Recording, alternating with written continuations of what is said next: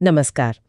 तो कल से श्रावण मास का आरंभ हो रहा है। जी हाँ, वो समय जो भगवान शिव की भक्ति, तपस्या और प्रेम से जुड़ा है। बिल्कुल। आज हमारे पास श्रावण मास शिव भक्ति का महापर्व नाम का स्रोत है और हम इसी के जरिए मतलब श्रावण के महत्व को समझने की कोशिश करेंगे। इसकी कहानियां, परंपराएं, वो सब। जी बिल्कुल, ये एक अच्छा अवसर है इस पर बात करने का। इस महीने में एक अलग ही बात होती है ना। हाँ, बिल्कुल। चारों तरफ जैसे हरियाली, वो बारिश की रिमझिम और एक आध्यात्मिक शांति सी। सही कहा, पवित्रता और आध्यात्मिकता का संगम सा लगता है। ठीक है, तो चलिए इस विषय की गहराई में उतरते हैं। शुरुआत करते हैं उस प्रसिद्ध पौराणिक कथा से। हाँ, समुद्र मंथन वाली कथा। जी, जिसमें से हलाहल मतलब वो कालकूट विष निकला था। हाँ, वो भयानक विष। और तब जब पूरी सृष्टि पर संकट आया तो भगवान शिव ने उन्होंने ही उसे पिया था ना। जी हाँ, उन्होंने ही उस विष को पी लिया। लेकिन उससे उनका कंठ नीला पड़ गया और कहते हैं शरीर में बहुत जलन हुई, असहनीय पीड़ा। बिल्कुल, और यहीं से आप देखिए श्रावण का सीधा संबंध जुड़ता है। अच्छा, कैसे? कथा के अनुसार देवताओं ने शिवजी की वो जलन शांत करने के लिए इसी महीने में उन पर शीतल गंगा जल चढ़ाया। ओह, गंगा जल। हाँ, और बेल पत्र भी अर्पित किए।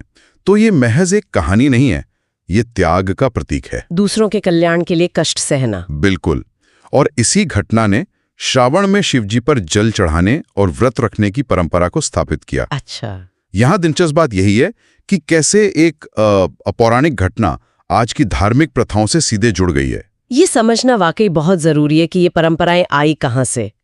अच्छा, तो इसी बात को ध्यान में रखते हुए स्रोत बताता है कि श्रावण में क्या क्या करना फलदायी है। जी, सबसे पहले तो हर सोमवार यानी वो श्रावण सोमवार। हाँ, ये सबसे प्रमुख है। और इन व्रतों के साथ साथ शिवलिंग पर जल, दूध, बेलपत्र भी चढ़ाते हैं लोग। हाँ, बेलपत्र, धतूरा, भस्म, ये सब वस्तुएं चढ़ाने का विधान है। इनका कोई खास मतलब होता है? जी, इनका गहरा प्रतीकात्मक अर्थ है।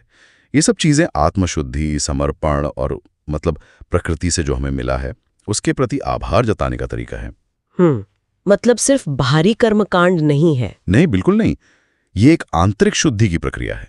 स्रोत में मंत्र जाप पर भी जोर दिया गया है, खासकर ओम नमः शिवाय। हाँ, पंचाक्षरी मंत्र और महामृत्युंजय मंत्र भी। हाँ, महामृत्युंजय मंत्र, इसके बारे में थोड़ा बताएंगे? कई लोग इसका जाप करते हैं। अवश्य। महामृत्युंजय मंत्र को अक्सर स्वास्थ्य, लंबी आयु और डर से मुक्ति के लिए जपा जाता है। अच्छा, इसे एक बहुत शक्तिशाली मतलब जीवन रक्षक मंत्र मानते हैं और श्रावण में इसका जाप शिव की कृपा पाने का एक बहुत सशक्त माध्यम माना गया है। समझ गई। इसके साथ ही सात्विक भोजन की बात भी है। हाँ, संयम। सात्विक मतलब जैसे फल, सब्जियां। जी, जो हल्का हो, शुद्ध हो, मन को शांत रखे। फल, सब्जियां, दूध वगैरह। और दान पुण्य सेवा का भी खास महत्व है। सही कहा। और जैसे कुछ करने योग्य बातें हैं वैसे ही कुछ चीजों से बचने की भी सलाह है। हाँ, क्या नहीं करना चाहिए? स्रोत कहता है कि इस महीने में मांस, मदिरा, इन सब से दूर रहना चाहिए। ठीक है। और एक दिलचस्प बात, लहसुन प्याज को भी तामसिक माना गया है।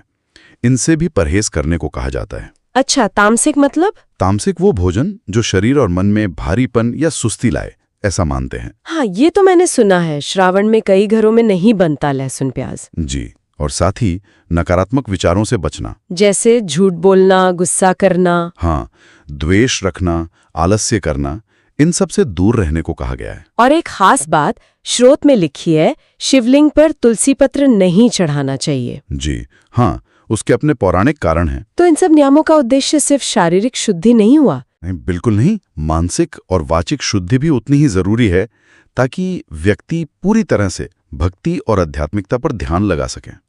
श्रावण सोमवार का महत्व तो खैर हम जानते ही हैं, खासकर महिलाओं के लिए। जी बिल्कुल।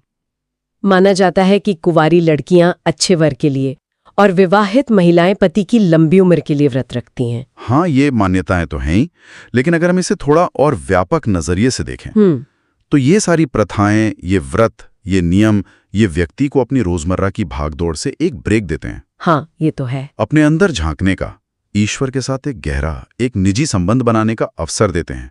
ये सिर्फ बाहरी अनुष्ठान नहीं है, मन को शांत करने का समय। बिल्कुल, और भक्ति में डूबने का समय। तो इस सब का निष्कर्ष क्या निकलता है?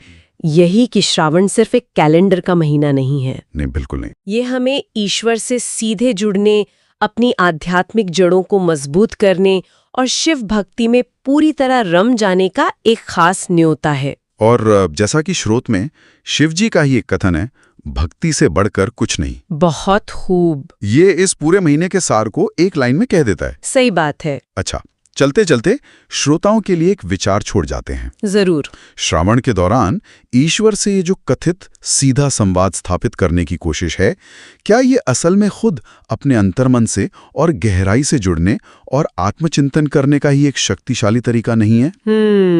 सोचने वाली बात है। सोचिएगा।